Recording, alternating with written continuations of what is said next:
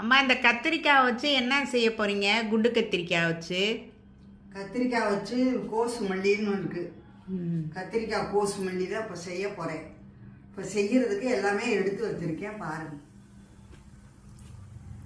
கத்திரிக்காய் எண்ணெய் தடவி வச்சுருக்கேன், சுடணும். வெங்காயம், பச்சை மிளகாய், கருவேப்பிலை, சீரகம், கடுகு உளுந்தம்பருப்பு, கொத்தமல்லி தழை, புளி சுட்டு இதை கத்திரிக்காயை சுட்டு இப்போ உங்களுக்கு எல்லாமே தாளித்து காமிக்கிறேன். இப்போ புளி ஒரு சின்ன நெல்லிக்காய் அளவு கரைச்சி வச்சுருக்கேன். நம்ம தேவைக்கேற்ப ஊற்றிக்கிறோம். தேவைக்கேற்ப உப்பு, புளி ஊற்றிக்கிறோம். இதெல்லாம் கரெக்டு. இது நம்ம தேவைக்கு எப்படி புளிப்பு அதிகம் வேணுமோ கம்மியாக வேணுமோ நம்ம இஷ்டத்துக்கு தான் இதை ஊற்றிக்கிறோம்.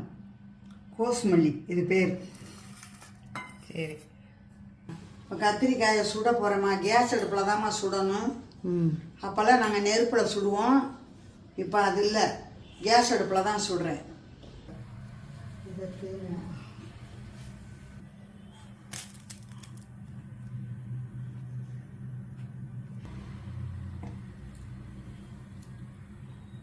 சுட்டுட்டு திருப்பி உரிக்கும் போது காமிங்க, சரியா?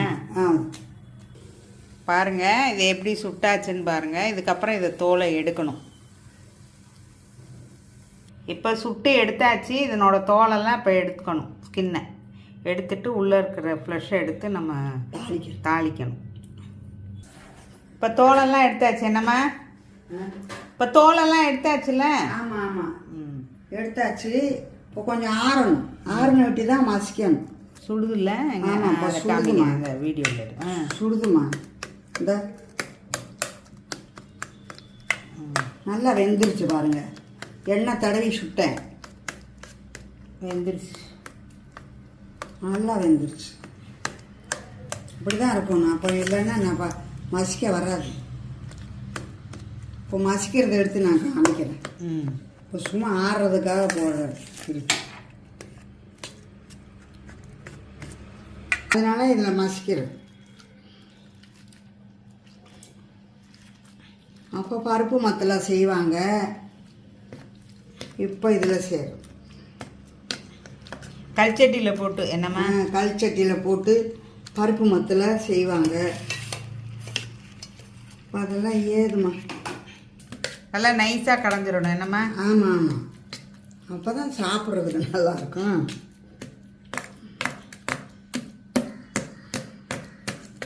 நல்லா இருந்துச்சு கத்திரிக்காய்.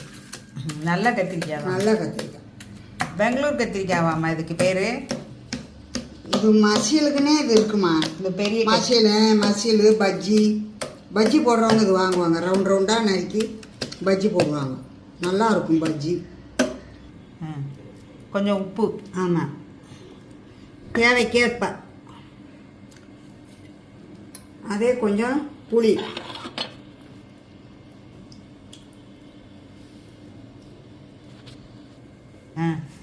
புளி, உப்பு, மஞ்சத்தூள் எல்லாம் போட்டு கலக்கியிருக்கேன். இப்போ எல்லாம் போட்டு வெங்காயம், பச்சை மிளகாய், கருவேப்பிலை எல்லாம் போட்டு இப்போ தாளிக்க போகிறேன். 2 ஸ்பூனு எண்ணெய் காஞ்சிருச்சு. எண்ணெய் காஞ்சிருச்சு. இப்போ கடுகு, உளுந்தம்பருப்பு, சீரகம், பச்சை மிளகா, கருவேப்பிலை,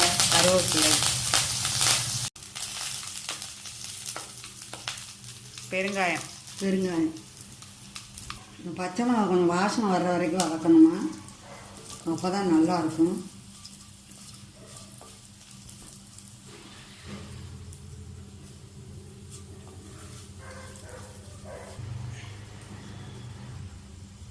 இப்போ வெங்காயம், சாம்பார் வெங்காயம் தான் போடணும். பெரிய வெங்காயமெல்லாம் அவ்வளோ நல்லா இருக்காது.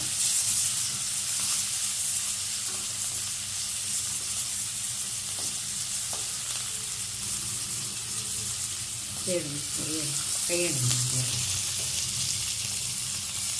வெங்காயம் கண்ணாடி பதம் வர வரைக்கும் வதக்கணும். ஆமாம் ஆமாம்.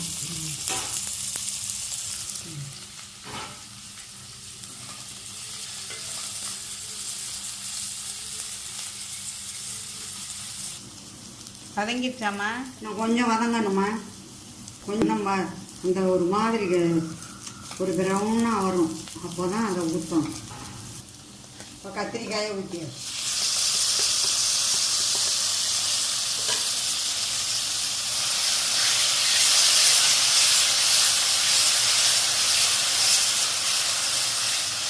கொஞ்சம் தண்ணி ஊற்றி புளி வாசனை போகிற வரைக்கும் கொடுத்தோம்.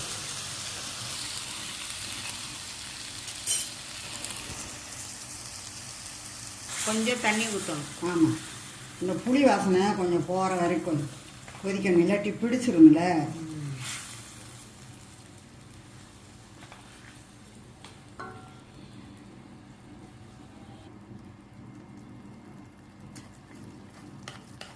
கொதிச்ச மாதிரி வெந்தால் தான் புளி வாசனை போகும். நம்ம புளியை ஊற்றினோம்னா பிரட்டின மாதிரி எடுத்தால் அது உள்ளுக்குள்ளே அப்படியே தான் இருக்கும்.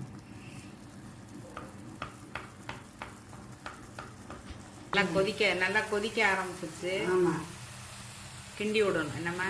ஆமாம், கிண்டி விட்டுட்டு கொஞ்சம் நேரம் கழிச்சு இறக்கல. ஆஃப் பண்ணிடலாமா?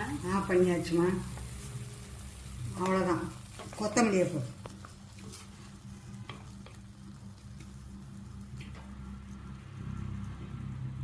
கொத்தமல்லி.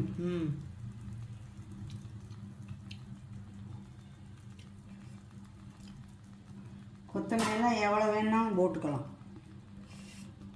நல்லாயிருக்கும். நல்லா சீரக வாசனை அடித்து நல்லாயிருக்கும்.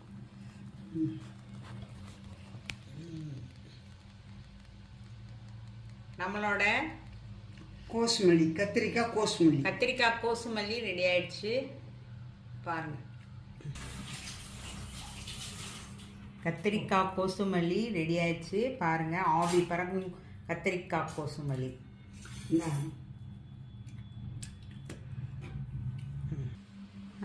சொல்லுங்கம்மா. கத்திரிக்காய் கோசுமல்லி பண்ணியிருக்கேம்மா, உங்களுக்கு ஏற்கனவே செஞ்சு காமிச்சிருக்கேன். இப்போ பாருங்கள், நான் கையில் வச்சுருக்கேன் பாருங்கள். கோசுமல்லி, கத்திரிக்காய் சுட்டு கோசுமல்லி பண்ணியிருக்கேன். ஸ்ரீலட்சுமி சேனலை லைக் பண்ணுங்கள், ஷேர் பண்ணுங்கள், சப்ஸ்கிரைப் பண்ணுங்கள்.